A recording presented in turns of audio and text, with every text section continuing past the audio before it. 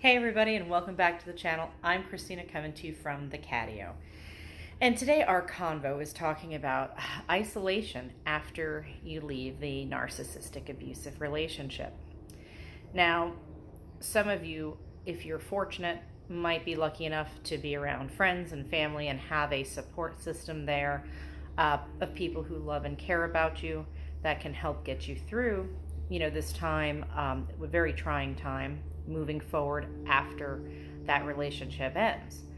However, my narcissist abuser, he did move me to another state away from my close friends and family. And I have made connections here, but it's one of those things where, it's just that close relationship and bond, and you hate to bother people.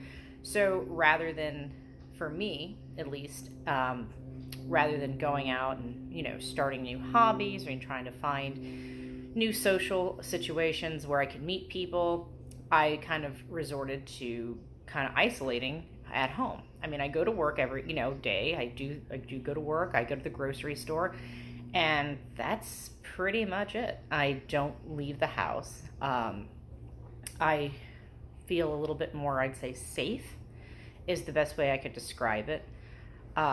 And I also feel like, for so many years, I had to ask permission to do things. If it wasn't, if he didn't allow it, then, if I just did it, I'd be being disobedient, and that would not have ended well for me. So I'm still working through being able to get that gumption up and let go of the fear, and also the fear that he's going to break into my home again when I'm not home, even though, yes, I have cameras, but it's one of those things. It's very difficult to bring myself to be like, okay, it's time to actually meet people, have more social interaction with people, maybe get a new hobby, things like that. Because everything that I have been doing, part of my healing has been a lot of more self-care and, something that I can do by myself. Whether it's, putting in bird feeders or working in my flower bed in the front yard, doing my skincare routine, all the things that kind of make me feel good. That's what I've been focusing on. But I do know that both my family and friends have, in the past, I'd say month or two, started really not pushing me, but, just saying like, hey, maybe you need to get out there and actually start meeting people, even if it's just for an hour. Go and do stuff, do something new, try something. And I'll be honest, I'm not very much an adventurous person. Even prior to this, I'm pretty much a homebody, kind of the couch potato that likes to watch movies and TV shows, and that's about it. But and I just don't know. I mean, I'm making this video, and hopefully a lot of you might be able to drop some comments and reach out, because I would love to hear, like, how have you been able to, and if you have, after going through, the end of the relationship with the narcissist, were you able to move forward and to be able to, find yourself going out and being sociable and being trusting of people? Because that's where I'm having now this difficult time. I'm afraid to trust, to open up. And on top of that, it's like, I feel like once you've gone through this, you're gonna see red flags everywhere. Every little thing that someone says or does, your spider senses are going to be high, and you're going to see something, red flags in everybody. And that's not fair to do, because they are not the narcissist. They, most likely you're hopefully not going to run into another narcissist or toxic person. But I do believe that when I am ready, I'm going to have my guard up, because it's been 18 years of what this type of abuse. It's not easy to just snap your fingers and be able to be back out there and putting yourself out there to make new friends, or, and by no means, dating, and that'll be all to come. But I just didn't know, like, what your feelings and thoughts were on how you can move forward, what things you maybe tried, how you were able to start to get out, venture out, and to be more comfortable in your new life post narcissistic abusive breakup. So I would love to hear your thoughts. I mean, I kind of have a few ideas of things I might want to try or might do, but I just don't feel that after 8 months I'm ready to do that. I mean, it's hard every day. It is a challenge when I get up to first even be able to control the panic attacks and anxiety, let alone introducing in where I'm leaving my home more.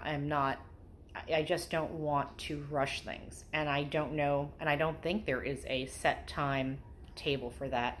It might take me years to get there. But I would really love to hear from you all what you have done, if you have been able to, or if you're kind of stuck in this isolation mode, kind of like I am. And sometimes being isolated, it does make you think more. You have more time to gain some clarity and actually see and understand better what you actually went through. But it's also kind of nice when you are alone to be able to sit there and finally be comfortable to say, okay, I don't have to walk on eggshells anymore. You know, if I'm not having to answer ridiculous, erroneous questions on a daily basis. I'm not sitting there having somebody gaslight me day in, day out, and I'm also not being cheated on. I'm not being betrayed. And that's all the kind of stuff that's kind of nice about being isolated. And yes, does it get lonely? Certainly, it can from time to time. But yeah, I would say the vast majority of being alone is just making, as I heal, it's more so now that I'm healing for me and not having a lot of outside noise and distractions. I'm actually able to focus more on me and my emotions, my guided meditations, and focusing on the healing. So I don't know. We'll see. I mean, we'll see. I would love to get out there and be bold enough to try something new. But right now, I just don't feel that it's in the cards for me at this point. But we'll see. But I would love to know where you guys are at. Have you, and what you've done. Have you picked up new hobbies? What are they? What have you done to start to move forward outside of educating yourself and working on yourself through the wounds that have been made from this past relationship?